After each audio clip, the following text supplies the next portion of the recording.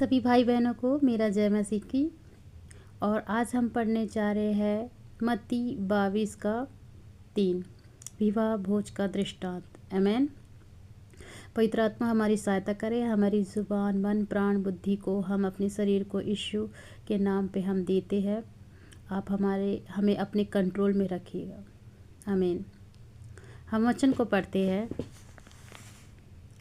और उसने अपने दासों को भेजा कि निमंत्रित लोगों को विवाह के भोज में बुलाए, परंतु उन्होंने आना न चाहा। आमीन। हालेलुया। यह पवित्र आत्मा हमारी सहायता करे ताकि हम जो वचन से हमें बातें और प्रकाशन मिले वो सबके हृदयों को छुए और सभी आशीष पाए। आमीन। परमेश्वर ने यहाँ स्वर्ग का राज्य एक राजा के समान बताया। यहाँ राजा भी परमेश्वर है। उसने अपने पुत्र का विवाह किया और विवाह की कलीसिया के साथ हुआ, जिसे वो लेने के लिए अंत में बादलों पर आएगा। आमीन। जब परमेश्वर ने विवाह को बाइबल में पवित्र स्थान दिया गया है और माना गया है। और भोज अर्थात रोटी या वचन अर्थात यीशु जो वचन है। मत्ती 22 के 3 में लिखा है, तब परमेश्वर ने अपने लोगों को बुलाने के लिए भेजा तो उन्होंने आना न चाहा।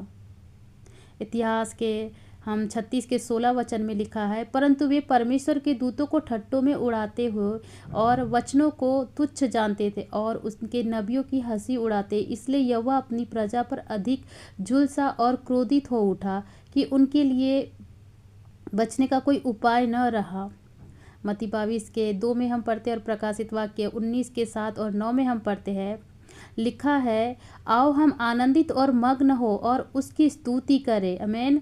क्योंकि मेमने का विवाह आ पहुंचा है और उसकी दुल्हन ने अपने आप को तैयार कर लिया है। हालेलुया। तो इस दृष्टांत में परमेश्वर कहते हैं कि अब दूल्हे मतलब यीशु के आने का समय आ पहुंचा और उसकी दुल्हन अर्थात हम सब अब तैयार है, अर्थात कलीसिया। इसलिए प्रभु अपने नबियों व दूतों और प्रचारकों के द्वारा संदेश भेजता है कि अब विवाह का टाइम आ गया है, आओ भोज करें, अर्थात यीशु के वचनों को ग्रहण करें, यीशु को ग्रहण करें। लेकिन इतिहास के 36 के 16 वचन में लिखा है, उसके लोगों ने आना न चाहा और ठट्टा उड़ाया और उनको घात किया, उन्हें आराधनालयों से निकाला। तब परमेश्वर को क्रोध आया और परमेश्वर ने सबको बचाना चाहा।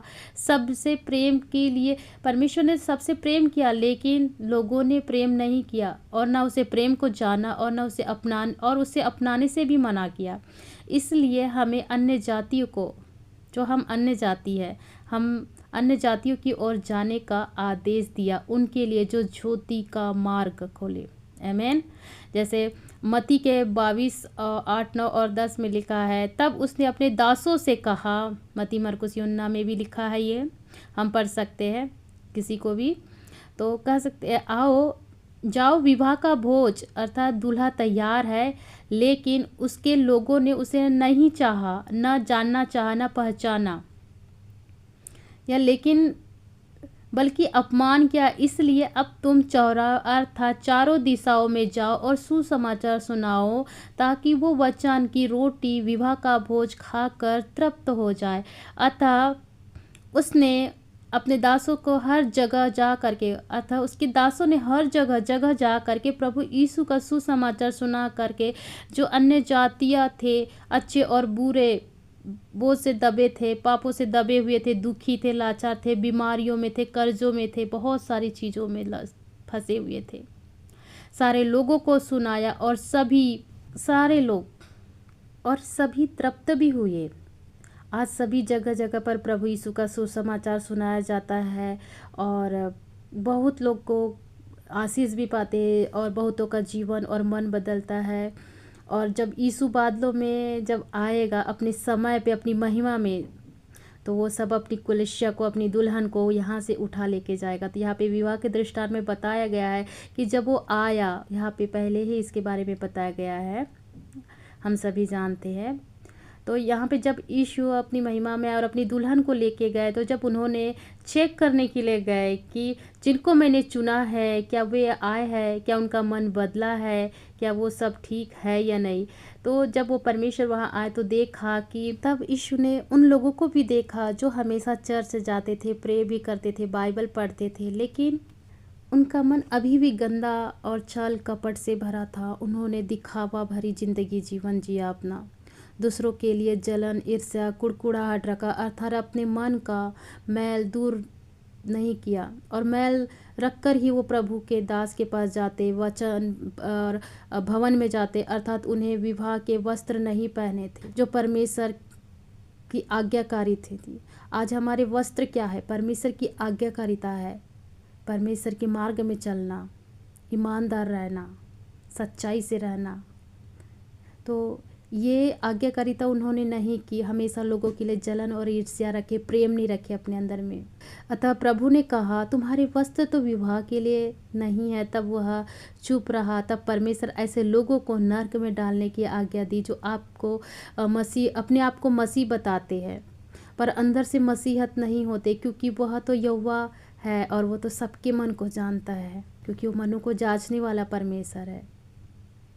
आमीन, हालेलुया। तो प्रभु आपको इन वचनों से आशीष दे। और मैंने यहाँ पे विवाह के दृष्टांत को बताया है जो भोज के लिए। तो हम सभी को अब अंत का टाइम आ रहा है और हमने आज तक के जो कुछ भी किया है लोगों के लिए, कड़वाहट अपने मन में बहुत सारे लोगों को माफ़ नहीं किया है, और आज भी हम बहुत सारे लोगों को अपने से बढ़ कर के देखते हैं और हमारे अंदर में बहुत सारी जलन की भावना आती है। तो हमें चाहिए कि परमेश्वर का जैसे हमने सिखाया है हमें, हम उनके अनुसार चले कि हर किसी में हम प्रेम को ढूंढें और एक दूसरे को माफ़ करें और मेल मिलाप की आत्मा रखें और एक बंधन में रहे और संगति में बने रहें। आप सभी को जय मसीह की। आप अगर कुछ भी अगर आपने इस चीज़ से सीखा है और या आशीष पाई है तो मुझे कमेंट करके बताइएगा। आमीन।